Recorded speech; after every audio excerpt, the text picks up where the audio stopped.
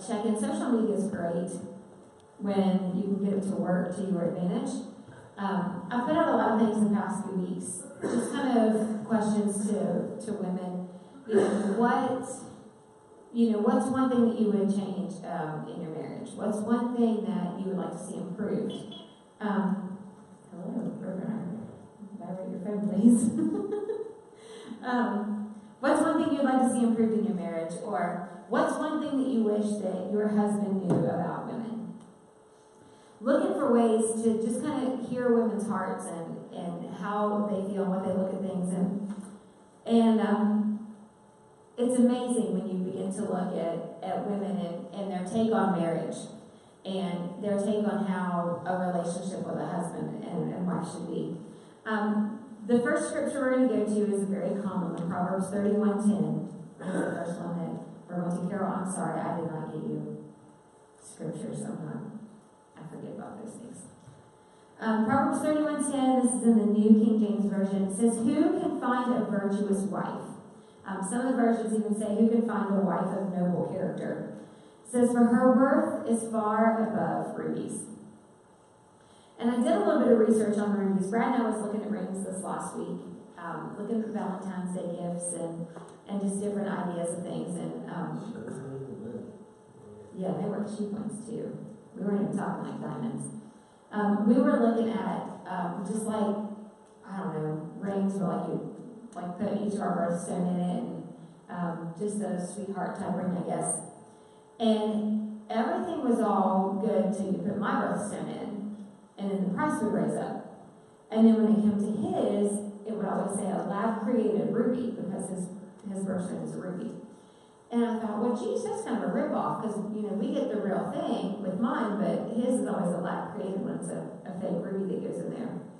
And when you begin to look at rubies, one of the things that I read said that fine quality rubies are some of the most expensive gems, with record prices over $100,000 per carat. Per carat. Yes. Yes, please. Yes, please. But Proverbs 31 says that a noble wife, a virtuous wife, is worth more than the value of rubies. And so, we've got to look at who we are. Listen, guys, this is for you to remember. You got an expensive gem on your arm there. But rubies are the most valuable members of the corundum. I need Cindy here. She might know this term for me. Of the corundum family. Large gem quality rubies can be more valuable than comparably sized diamonds, and they're rarer.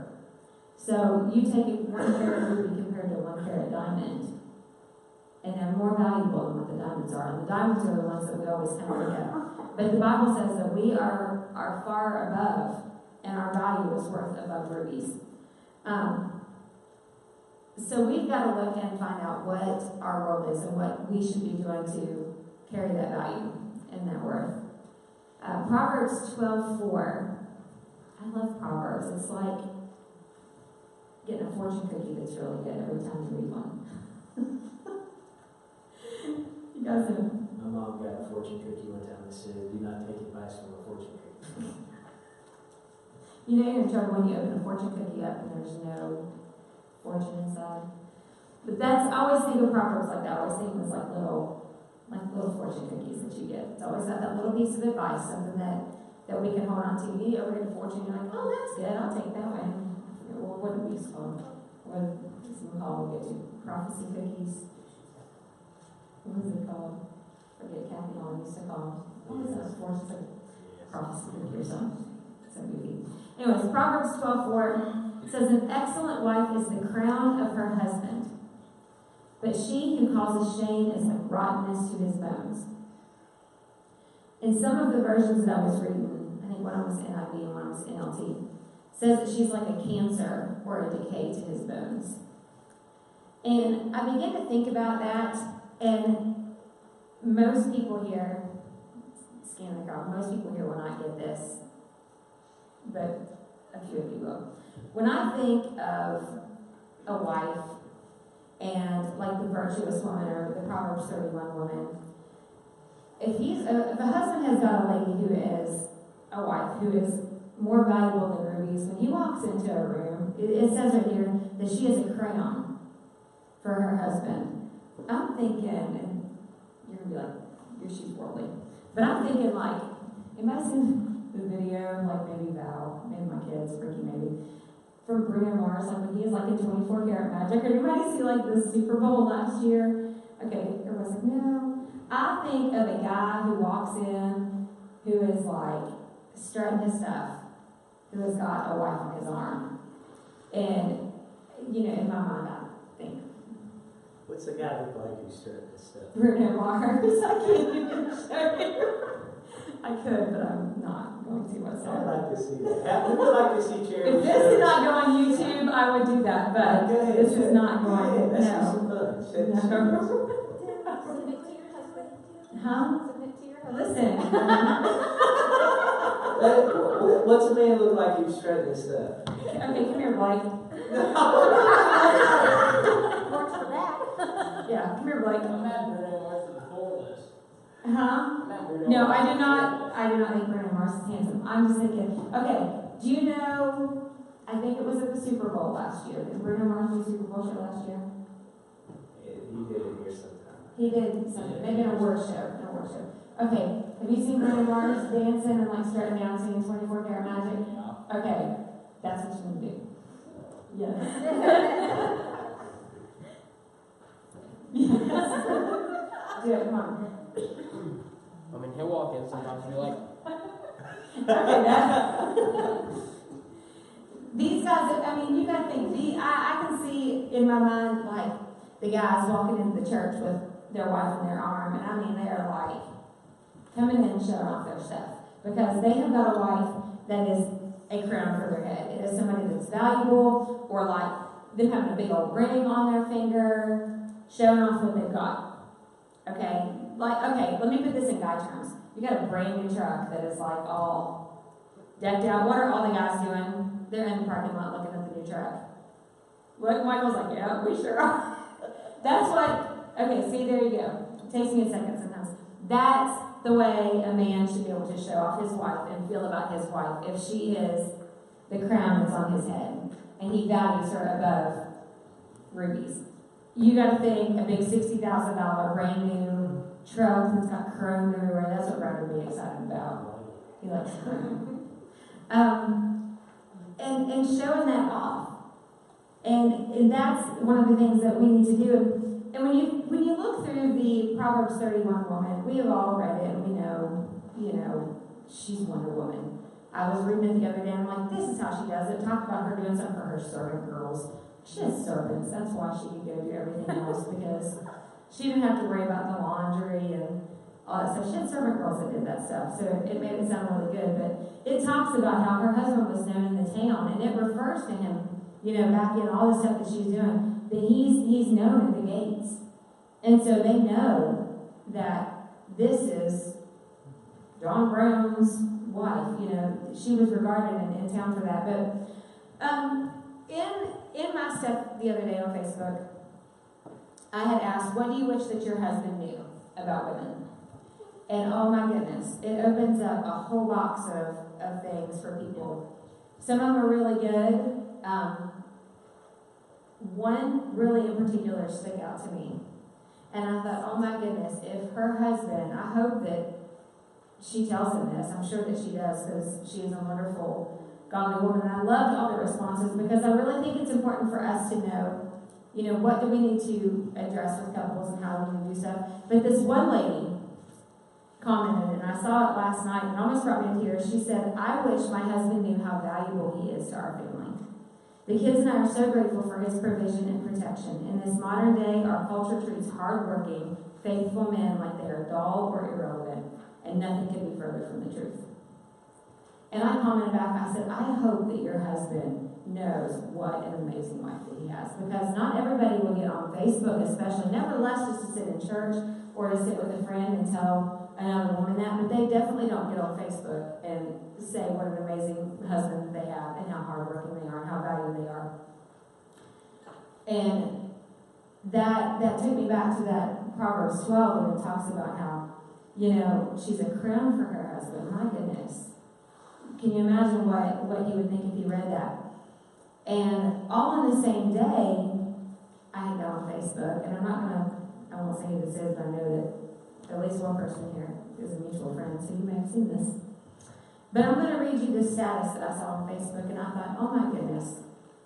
If wives would realize that most men have the love language of words of affirmation, and that makes a huge difference in how our husbands treat us. It's just that thing, if you affirm them and you speak up to them and you make them feel like Bruno Mars walking in, that's how they feel like they've got that new truck, then that plays a huge role in how they respond back to you and the way that they treat you. But I got on Facebook yesterday, and this is what I saw. It says, hypothetical question. You feel very run down and in pain, so you decide you're not going with your family to a ball game or birthday party. Your other half gets upset because he has the day off, which never happens on a Saturday, and you're not going with him. Should you go, or should he understand that you need a day to take care of yourself? And oh my gosh, Facebook blew up. I just sat back and kind of creeped and watched the comments. And you had so many people, girl, you should be taking care of yourself. I can't believe that he did this. He's going to have to understand. And doesn't he know that you have been sick and that you've got this going on? You just let him go do the thing with the kids. And I thought, oh my gosh. If wives would understand the importance of not airing your junk on Facebook. Listen, I'm not going to go to Facebook and let the world know that I'm mad at my husband. There are days that I'm mad at my husband, and I think he does dumb stuff, okay? And there are days that I do dumb stuff. But we don't go to Facebook and put hypothetical questions or asking for a friend or whatever. That's nonsense. Just I mean, be smarter than that. please be smarter than that. If you got I mean, Facebook, smarter than the fact of knowing what a hypothetical question is and stuff. We know. well, I mean, something close is that's the thing. Nowadays is might be for friends. it's a world full of passive aggressive people who want to put stuff out there. If you want to say it, just say it. Just say it. But try, of all things, I understand if I'm mad at the electric company, if I'm mad at Suddenlink or AT&T or one of these other places that I don't like for my bill being so high. I didn't like a $400 electric bill last month, and I put that on Facebook.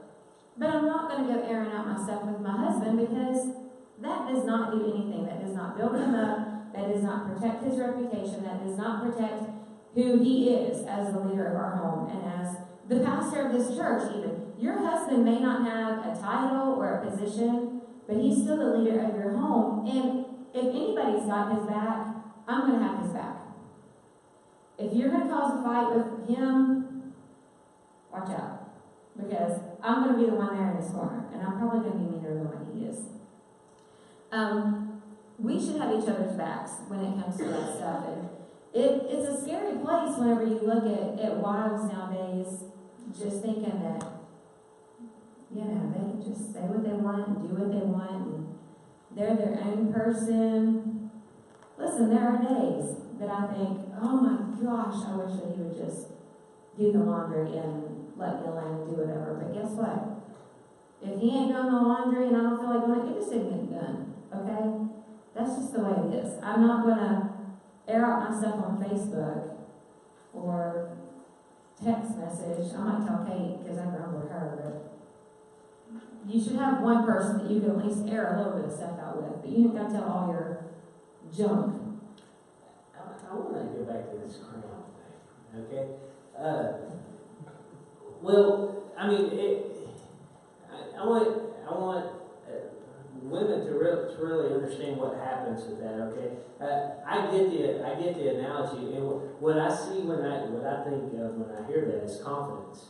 We're coming up on tax season, okay, and everybody, what do they call it?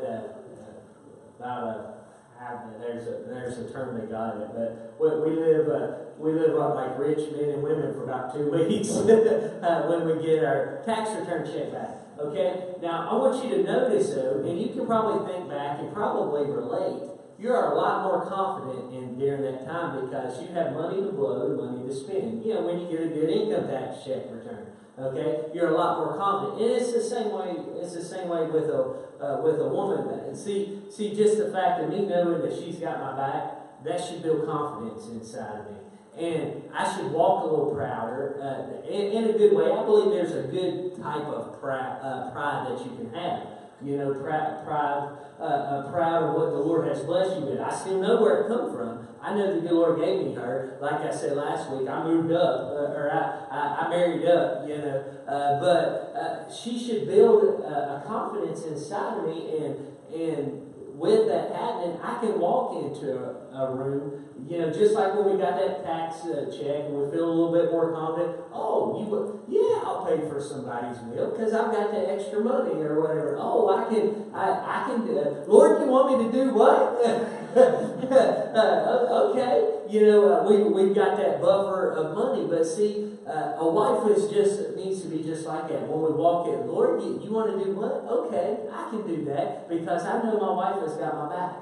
Oh, okay, I need to go here, or somebody's coming up against you. Well, I ain't got to worry about what you're saying against me because I know that I've always got somebody in my corner. And we need to really get in our minds what confidence does, because confidence, you will perform better when you're confident.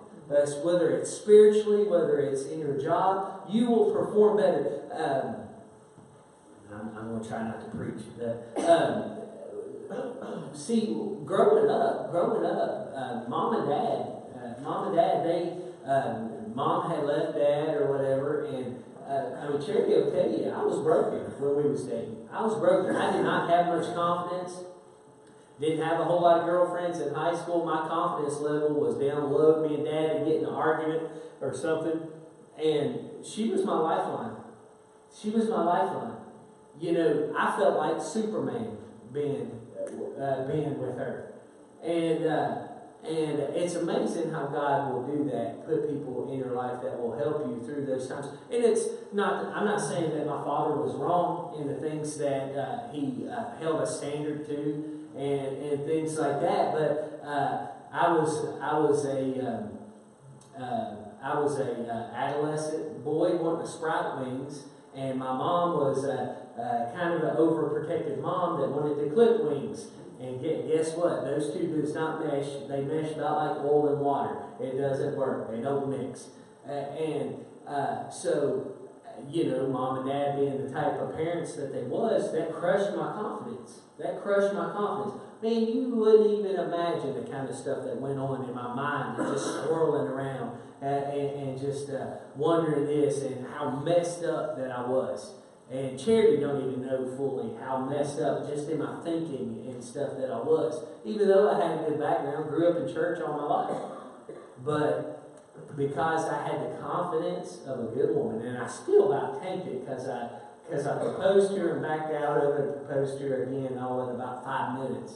I still about tanked it, but her forgiveness and stuff, that built a confidence. She had a friend, we was talking about this last night, it was Natasha, was that what it was?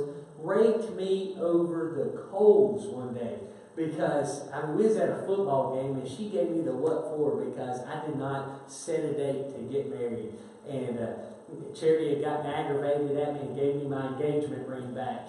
And you know, we were still dating. It's just she's like, "Don't give it back till you're ready," or something like that. And Natasha raked me over the coals. You know, she had her back, but all along, this patient woman, you know, that God gave me. We had a lot of bumps along the way, but she stuck with me. And when I was with her, I felt like Superman. I really did. I felt like Superman. And you kind of feel 10 feet tall and bulletproof when you have a good woman that's got your back. And when a man has a good woman that's got his back, there is nothing. Yeah, it all comes through God, but God places those good women to be like that crown, to build our confidence. There is nothing we cannot do. Nothing. Absolutely nothing. We were saying this morning and reading in Ephesians 5:22 and 23, where it says, wives, submit yourselves unto your own husbands as unto the Lord.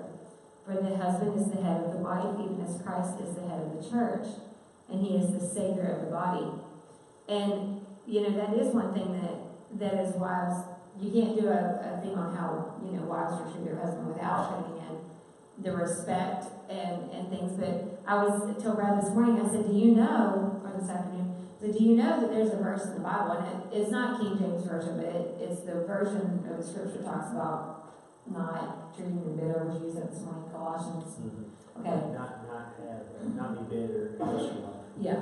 Well, in a couple of the other versions, instead of using the word bitter, it says, husbands love your wives, wives submit to your husbands, husbands love your wives, and don't treat them harshly. And I was like, well, you're not supposed to be harsh. But it's because the Bible tells us that over and over and over, wives submit to your husbands, but husbands treat your wives this way. You can't have one without the other. You never see a verse by itself, I don't think, that says, wives submit to your husbands, whatever. And then it goes on, just for something else. You can't have one without the other. It's all right. I'll just use breast. I'll be good. You can't have one without the other. Verse 22 in Ephesians chapter 5, wives, submit yourselves unto your own husbands as unto the Lord. That's one verse. It's not by itself, it's by that. I just read that. But it isn't by, that section isn't by itself. Then it goes on to talk about husbands. It don't say wives submit. And then Jesus said, you can't have one without the other. And if you find a marriage that looks like it needs work, if you know someone, if your own marriage looks like it needs work, and you think, well, he doesn't treat me like Christ, treats the church, so I'm not going to listen to him, or I'm not. You have to have both for it to work properly. It's like a well-oiled machine. It's like gears. You can't have two gears that are exactly the same. You got to have them in opposite places and working so it'll work properly. 3 things. I'm going to skip to this real fast. 3 things that a wife should be. And I love this. I was looking at different scriptures, and it's not just what a wife should be to her husband, but 3 things that a wife should be. Not just with her home or with her children. The first one is a mentor. If you read Titus 2, verses 4 and 5, this is the NLT. It says, these older women must train the younger women to love their husbands and their children, to live wisely and be pure, to work in their homes, to do good, and to be submissive to their husbands. Then they will not bring shame on the word of God. And it's so important that you set the example not just for your home, but that you are mentoring someone else, that someone else can look at your relationship, they can look at your family, they can look at things and see how a wife should be, a godly wife, a Christian wife. Because so many things are always out of balance. And it's important for the younger ones that are coming up that they see how that should be. I am not the best caretaker of my house. We're not dirty, but I'm sloppy. We've not had the bar cleaned off in the kitchen for a long time. Oh, my kids are chuckling. Except Josh is asleep. Still asleep. Not being cleaned off for a long time. And that's not because Brad's not said, would you clean this off because this is a mess. I'll clean it off part of the day and I'll get it done and then I'll go do something else and then I stop and I set something down again and I get distracted and I go back. I can't tell you how many times I've cleaned it up and then I clean up the next thing and I set the next stuff right on there. And it is nice every once in a while when somebody comes over. I've got a couple friends that are older that come over for coffee, or they'll come over and say, hey, we had this one lady who used to come do our laundry and clean our house for us whenever we were not home. It was kind of weird, but it was a blessing at the same time. We went to church with them. We went to church with this lady, and she would come in, which we bought the house from... Her son and daughter was our neighbor. Daughter-in-law was our neighbor. And so when she come to their house, She'd come over and do our laundry for us. And it was a blessing, but it was kind of weird. And it was kind of funny too, because one time she locked herself in the bathroom. And When nobody was hours, home. for hours, and nobody was home. Hours. true story. She was hollering out one of the little trailer windows, you know. It's true. But I mean, you have people that are an example of what you're to do. You know what I mean? She was there and she would come in and be like, oh honey, didn't you know that you're supposed to pull your refrigerator out and clean behind it so that it doesn't burn up from all the dust on? No? I didn't know that. Didn't you know? I'd say, I have not cleaned out from underneath my stove forever. My fridge was like, honey, I did that last week. I mean, she would do stuff all the time that it might be something little to her that she didn't think twice about. She liked to clean, she liked to do all that stuff. But for me, I never saw my mom do that. I'm sure Margaret did. She's meticulous. But I never saw it. And so I would have never thought anything about it. But she was right there. Okay, how do you tend to your home? How do you do these things? There needs to be examples as wives so that the younger ones know, how to do coming up. You need examples how to cook. I got that part down. Yes. Hey, and we live in a world nowadays where a lot of the younger generation, they don't know how to cook. Period. It's fast food all the time. That's another area we need to be mentoring our younger generations. And guys, younger ones, when you get married, you'll appreciate that. A good woman that can cook. That can cook good. Not saying you can't cook either, Thank you. but you want Well, he's going to have to learn how to cook because he says he's never getting married, so you can cook ramen noodles and pizza rolls and tater tots. That's it. I can cook. Yes, Kylie's learning how to cook. It's important for stuff like that wives set that example. The second one is actually to be an example. 1 Timothy 3:11 says, in the same way, their wives must be respected and must not slander others. They must exercise self-control and be faithful in everything they do. And that part of the scripture, they're talking about elders and what the standards are for an elder and things.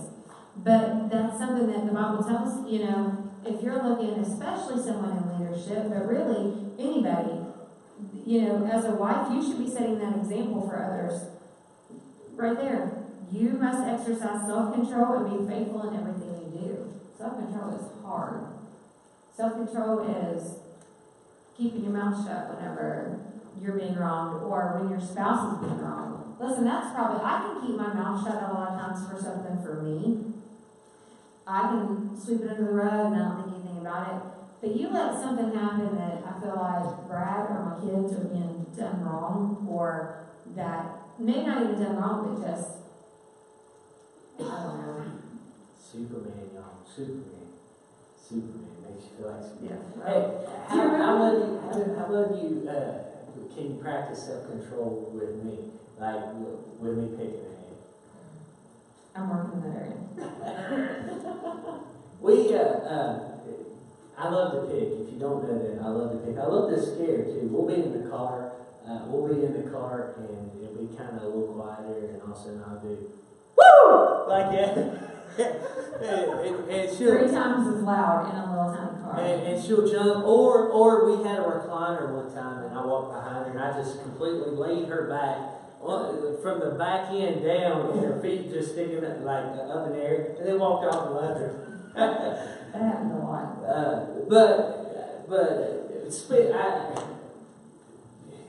The self-control thing, it can be hard. Men, we also need to not push them overboard.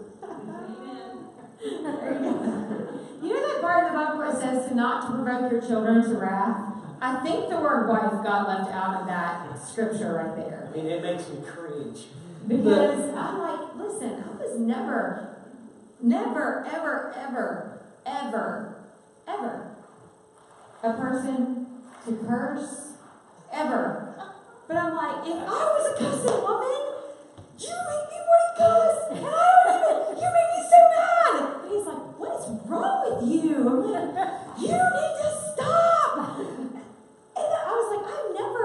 But man, if the enemy ain't gonna try to Listen, women's tempt weird. you, work on that self-control stuff. That's awful. No, listen, I don't cuss, okay? I do not. Don't even go there. But if there ever was a time that I would, it would be when he's picking on me and he won't back down. Because it's Women are weird. Ricky, women are weird, brother. I'm telling you. Blake, women are weird. Josh, women are weird. Any other guys in here that's not married, and even if you are, you're not right.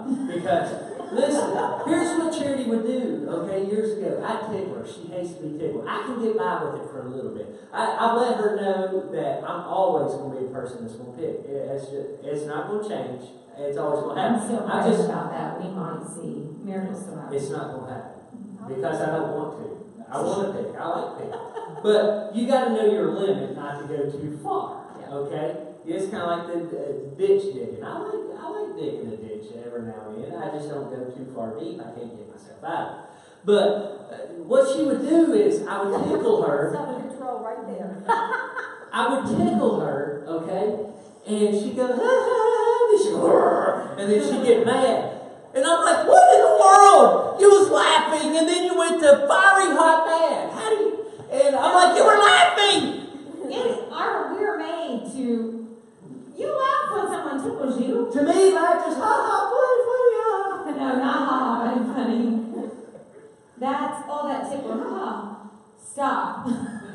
There was no stop that I read in that laugh at all. If he would have understood that ha funny tickle, end story, cutscene, move on. Know your limitations. Know your limitations.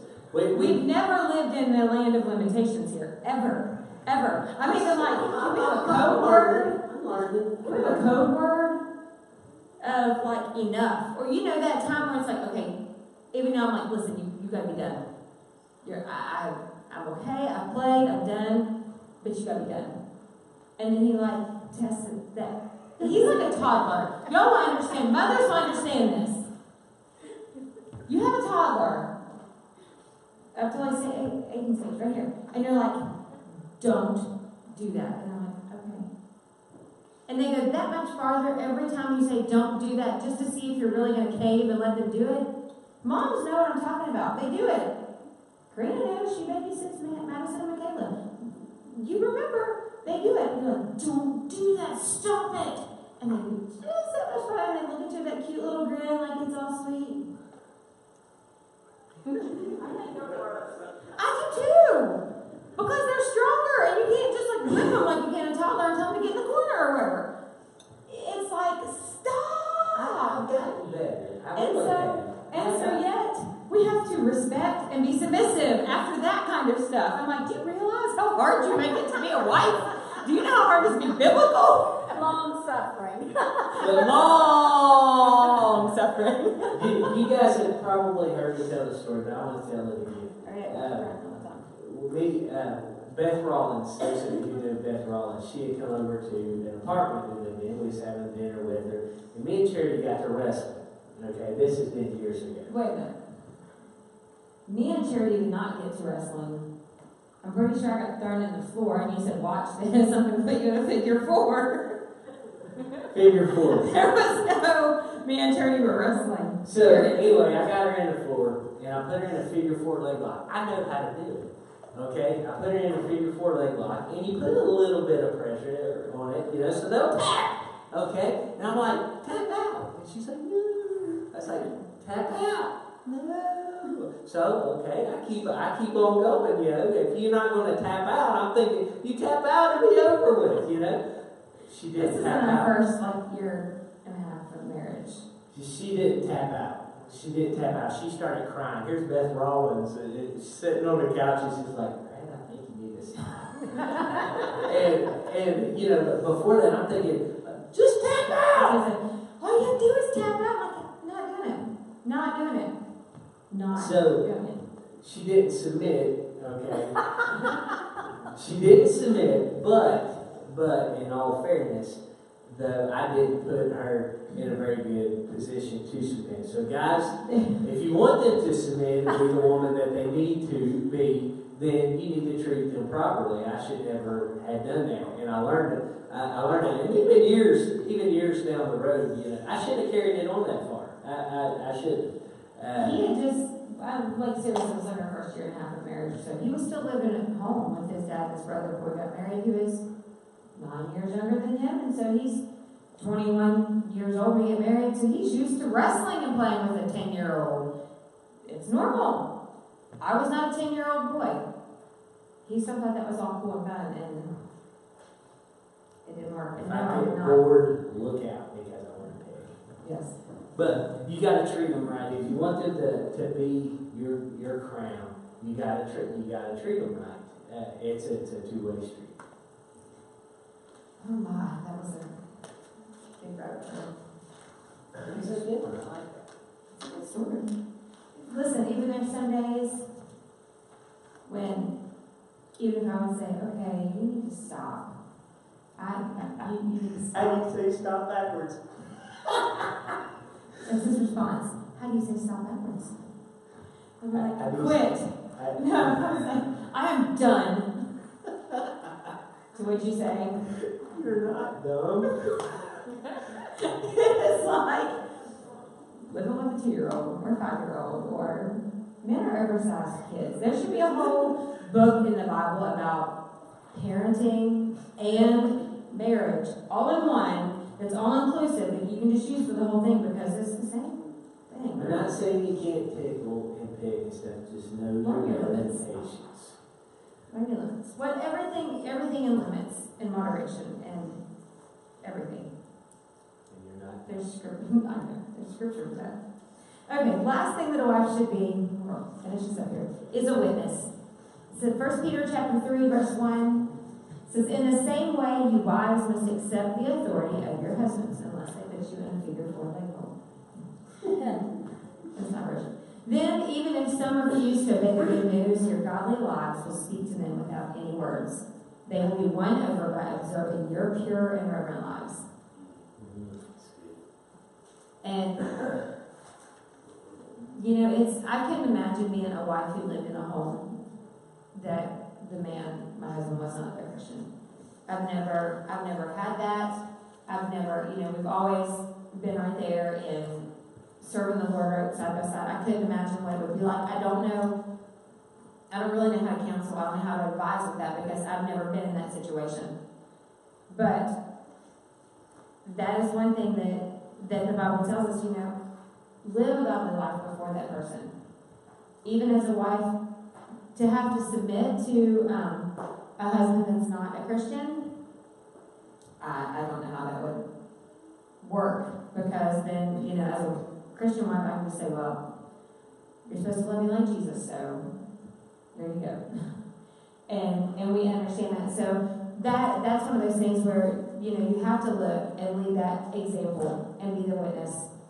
And be that for your children, even for parents. Any outsider that's not a Christian, they do not understand being submissive to a husband. Don't go get marriage counseling from somebody who's not a Christian, Yes. because they're going to give you a not a Christian viewpoint on it. Or if they do give you a Christian viewpoint, they don't know to the fullest maybe what it is unless they've experienced it somewhere before. Unless they wouldn't served God before or something. But stick with going to Christian advice and things like that. Yeah, it's just, the world does not understand being submissive. They hear the word submissive now and they think that you're weak and that a man is going to overpower you and it's women's rights. And that is not at all what God has for it. We should be submissive to the Lord. And that's why it says, as unto your husband, if I cannot come under subjection to the things that he says, and I don't always agree with him. I don't always agree with what he says to the kids and how he parents and does stuff.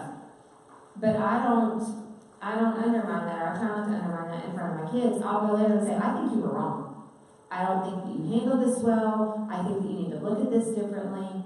But I don't undermine him as much as possible in front of our kids, because that's not fair to them, for one. And that's not showing the respect. Just like if you're in a job and you don't like what's going on, you shouldn't be talking back to your boss and questioning them in every choice that they make right in front of them. That's something that should be between you and that person, not undermining their authority. And we understand that in a job position. We understand that in every other role, it seems like an aspect of life. But when it comes to marriage, we don't want to do that. We think, well, that's just my husband or that's just my wife, and that's just who we are. We're just family.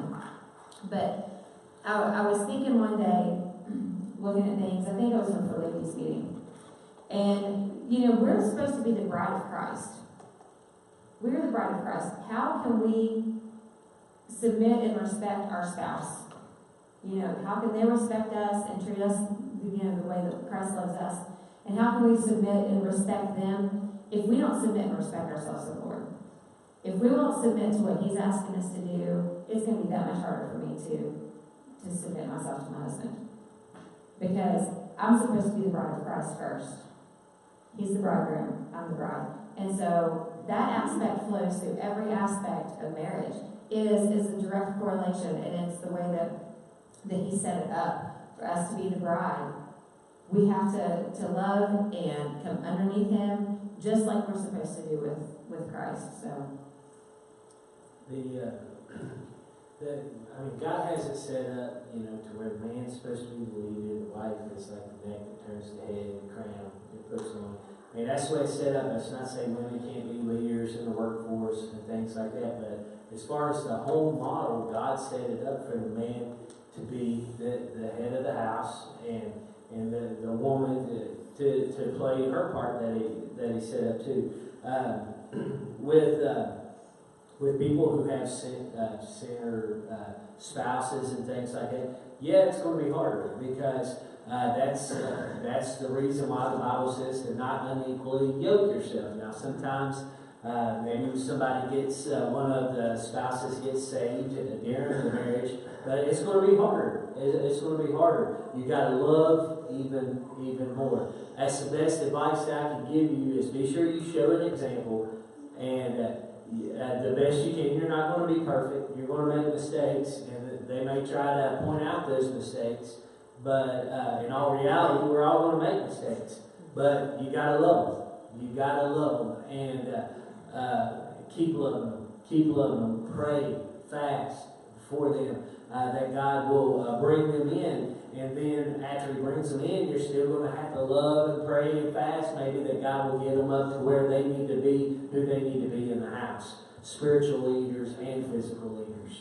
So, anybody get anything out of this stuff today? How a husband should treat a wife, and wife should treat a husband? Don't wrestle. Figure 4 leg lock, not such a good idea if you go too far with it. these were the days before wisdom. Those were earlier days. You learn a lot. In all honesty, you really learn a lot in. I learned a lot being married to Charity. And just just to kind of put it, I've had this mentality for a long time that women change. At one point in time, I told you about the flower thing, years ago. She said, don't give me flowers because they die. And then years after, she's like, you never go wrong with flowers. But you know what? I've done some thinking here lately. Men change too. That we don't, there's certain things we might like the same about, but we change. Our hairstyles change, our clothing change. The things that... sometimes the things that makes us change may be little irritants. That's things that irritate you about each other. That's rub the raw spot. That really irritates you. So in the changing, it's hard to figure out. We got to stay on top of our game all the time and learn. You got to learn each other all the time. All the time we learn it. I want to know the curves of my wife's. I want to study my wife, and wives ought to study their husbands.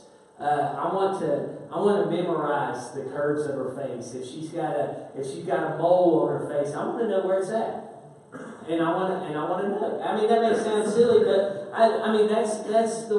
I want to know what she likes and what she dislikes. I want to know her.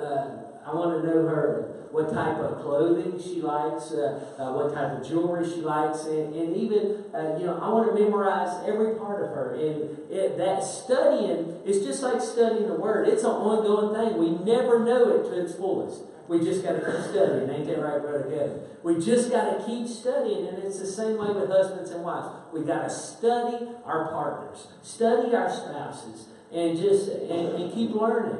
Let it be an adventure. Let it be an adventure, because life needs to be life is an adventure. Sometimes we don't think about it. All we want to think about is the bad, or whether we got money or not, or who did what to who, and whose fault it is, and blah blah blah blah, and all this kind of stuff. But let it be an adventure. Enjoy studying your spouse. Let me say this. I was thinking, change is not always a bad thing. Change is not a bad thing, because it doesn't always mean, like when you think about women. When you say that women change a lot, it makes them sound finicky and picky and indecisive. And that's, the Lord was just speaking to me whenever He was talking. Change isn't a bad thing, because just like with the Word, you read the same word over and over and over, and you get a different revelation each time. And change means growth. Things change as they grow. And so what we like to, and think back into your marriage. When you first got married, how did things go? Then you were married 5 years. What did it look like? Then we do change. We do like different things. Your tastes from the things that you ate when you were small aren't the same things as what you eat now. Sometimes you've grown and you take on new things and eat different things because you try something new, or you look at things. You have a different perspective as you grow and mature, and that's with marriage, and that's what we do. We change and just grow into more well-rounded people, I think. Yeah. All right, guys. Any questions?